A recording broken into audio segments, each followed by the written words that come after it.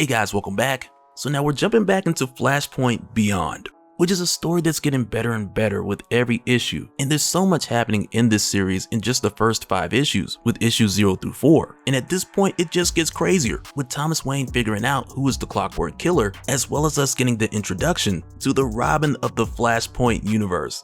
So let's get into it. But first, if you're new to the channel, be sure to subscribe to catch us spills every week.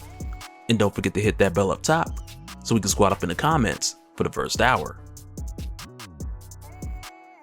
Alright, so when we jump back in, we initially start off with narration from Corky Baxter, with him saying, "You're really getting on my nerves, Mr. Wayne," and asking him didn't he have enough problems with the Great Darkness, making all of his bad guys even badder. And Corky asks him, like, with just getting over the trouble in the Omniverse, why would you make more by messing with hypertime? Why try and save your father when the fact that he's even alive again was because of a living paradox?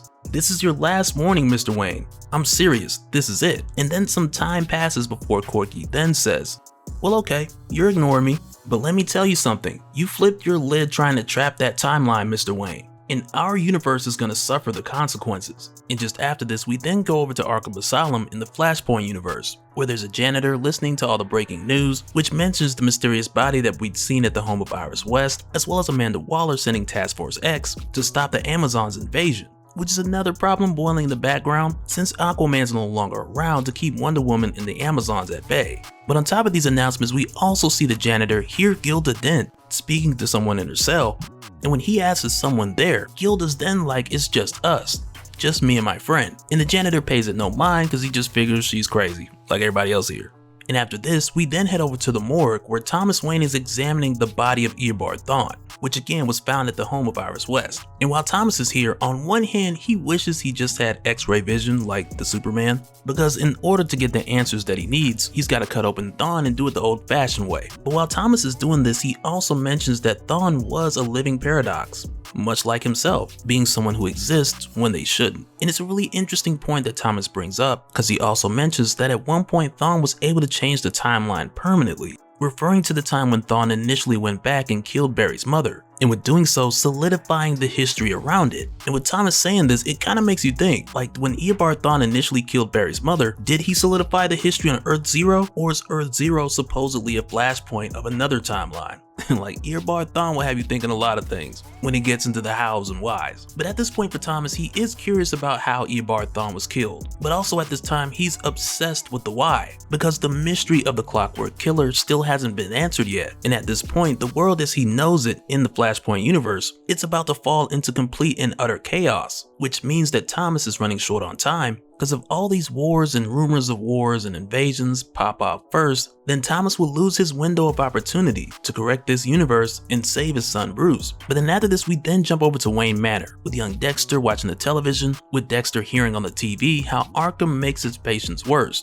And with Dexter hearing this, Cobblepot, he takes his eyes off of Dexter for just a moment, only to then turn around and find that Dexter isn't there. Because at this point, Dexter has made his way into the Batcave. Because y'all already knew it wasn't but a matter of time. And it's funny with the way that this was set up, because in the first 3 issues, and really just from the first issue, when we saw that look on Dexter's face right after watching his father get killed, only for us then to see Thomas Wayne take Dexter in under his wing, to where from there Cobblepot was just teaching this kid every dangerous thing that a child should not know, like handling guns and picking locks. Because what's the worst that could happen? Nothing matters, right, Thomas? Well, it's here we see that all of this teaching has led Dexter to find his way to the Batcave and more or less become the new Flashpoint Robin, with him taking one of Thomas's utility belts and tying the huge gloves around his hands so they fit. But yeah, we can tell this kid is about to be a menace in the making. But then after this, we then catch up with Thomas Wayne, who's making his way back to the manor after cutting all the clock pieces out of Eobard Thawne. And I almost said eat a bad thong. I should have just said it and left it in there, just kept going like nothing happened.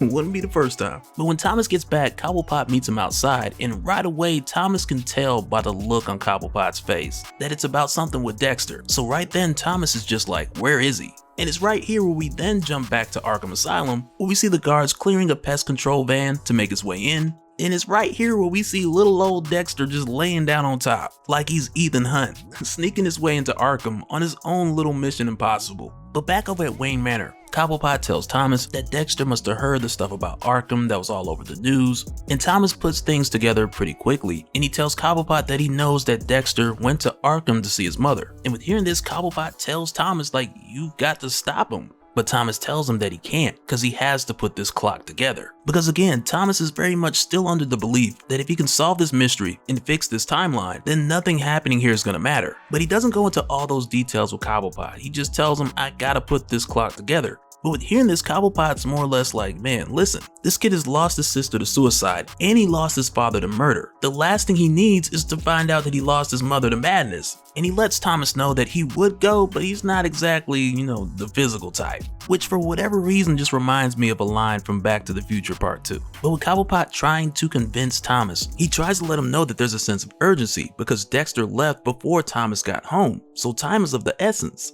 But yet again, Thomas is just like, it doesn't matter. And it's here where Cobblepot understands that there's something going on aside from Dexter, as far as what Thomas is really referring to. But at this point, we then go back to Arkham Asylum, where we see Dexter take down the janitor that we'd seen from earlier, and with doing so, taking his ID card, to where then after that, he then takes down 2 guards, using moves that I know for sure he ain't learned from Cobblepot. And it's not done like he's an expert fighter overnight, he just caught the drop on these guards. Literally. But then right after, we do see him use a bit of what he learned from Cobblepot when he removes the clips from the security guard's guns and he tosses them in the trash. And from here, we see what's happening simultaneously as Dexter makes his way to his mother, as we see him picking the lock on Gilda's cell door, while Thomas is assembling the clock gears and pieces that he had pulled out of Eobard Thawne. And within this parallel, we're given the idea that on one hand with Dexter, he's trying to be brave and go and save his mother, while at the same time with Thomas, he's piecing the clock together while saying, I can fix it all, which in a way almost sounds like it harkens back to his thoughts on Eobard Thawne, when Thomas had said that he's a living paradox, much like Thawne was, and he went on to talk about how Thawne manipulated the timeline permanently while solidifying history around it. And we're shown that Thomas thinks that he can do this too. But it's shown to us almost like he's thinking childish, as if both him and Dexter are hoping to pull off the impossible. And it's here for Dexter where we see that he's made his way to his mother, and when he gets there he tells her that this place isn't good for her, it changes people, and he lets her know that he's gonna get her out of there. And his mother tells him that this place hasn't hurt her, it's helped her, and it's going to help him too. But when Gilda says this, another voice off panel is like, it's going to help all of us. And right then Dexter's like, Mom, who was that? And instead of answering, she then goes on to tell Dexter, they wanted to keep us apart, just like your father threatened to, but everything's going to be okay now. And when she says that, again, this voice off panel is just like, well, maybe not everything. And at this point, Thomas Wayne is finished putting the clock together. And over on that end, Cobblepot's like, okay, a clock, big deal. And you missed a piece. And that's when Thomas is like, that's it, the final piece. It's not from this clock. And with saying this, Thomas then rushes upstairs while thinking to himself, how could I have missed this before? And if I'm right, if this means what I think it does, it's impossible. And it's from here where we jump back and forth from Thomas to Dexter, with Thomas breaking open the grandfather clock while thinking to himself, this grandfather clock has been broken for too many years to count. It was a wedding gift. And as soon as he compares that final gear, the final piece that he had taken out of Eobard Thawne's body, and he finds the correct piece in the grandfather clock, right then he tells Cobblepot, I know who the killer is. And in this very moment over at Arkham Asylum with Dexter, he hears that cryptic voice once again as it tells him, I miss home, a real home, with love and warmth and family. And it's here we find that this voice has been the voice of Martha Wayne, who is yet still alive, which now has me thinking, was the conversation between her and Thomas in issue 0 an actual dream, or did it really happen? But just after this crazy reveal, we're then taken back over to Bruce Wayne and Corky Baxter, and it's here where they see this huge blue light, and initially Bruce believes that it's temporal energy, but Corky lets him know that it's much more than that. It's blue shift power, which is created when the Omniverse comes into direct contact with hypertime, when space meets time, and Corky lets Bruce know that it is the most dangerous energy on either side of the divine continuum. And he tells Bruce, I'm surprised you didn't know that. And it's here where Bruce asks, why is it doing this? And Corky's like, so now you asking for help. And it's here where Corky breaks this down for Bruce by using a quote from Swiss Family Robinson, which is good wombs have born bad sons. And it's here with saying this, Corky tells Bruce that it works the other way around too. So you can say bad wombs have born good sons, and with telling this to Bruce, Corky gets even more direct, and he lets Bruce know that he's talking about his mom. She had a lot of secrets, a lot of problems, things that Bruce doesn't know about, things from her past, things that he didn't realize that his dad is gonna have to face in there.